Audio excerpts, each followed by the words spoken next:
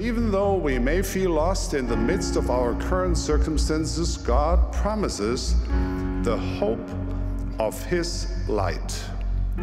He promises to illuminate the way before us and show us the way out of darkness. Having same-gender attraction is something that in many ways I used to define myself by. I was going to live by my attractions because that was what I felt like was the only thing that I knew how to do. Because I thought that I was being true to myself, to my attractions, to my feelings. And yet, when I acted out, I felt awful. I didn't understand why, because I thought that I was taking the path that was going to bring me happiness. I decided that I needed to try to turn back to the church. I got myself back into the scriptures. I got myself back to praying to God. And while it was hard, I got my testimony back. My parents, knowing about my same gender attraction, they got me the Voices of Hope book.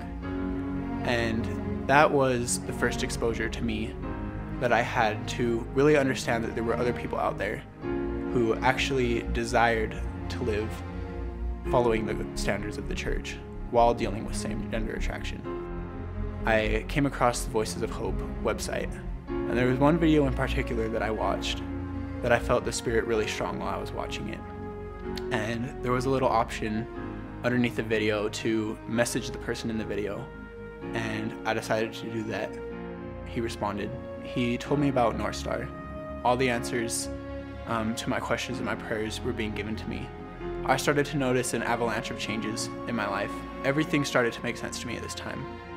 I was finally able to make friends with guys, which was something that was huge for me because it was not something I was able to do for the longest time in my life.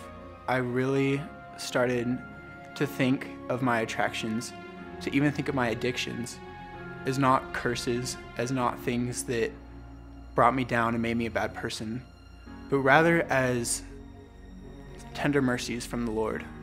My prayers to God turned from prayers of pleading and prayers of sadness to prayers of gratitude and thanks. I really started to turn to God, and I really began to understand my relationship with Him and what it meant to me, and that my relationship with God was more important to me than anything a sexual or romantic relationship with a man could bring me. And this was a big turning point for me, to be able to finally realize that I could get my needs met in healthy ways, in platonic relationships, with other males and through God. And that I didn't have to turn from God, I didn't have to turn from the church. I slowly began to realize that nobody, including myself, is beyond forgiveness. Nobody is beyond change. No matter what you've been through, no matter what decisions you've made, nobody is without hope.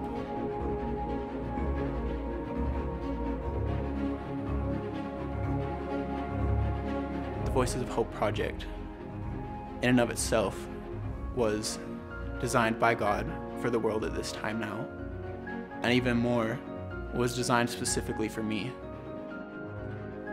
to be able to get that understanding when I needed it, and be able to understand that there was hope for me. As you walk toward the hope of God's light, you will discover the compassion, love, and goodness of a loving Heavenly Father, in whom there is no darkness at all.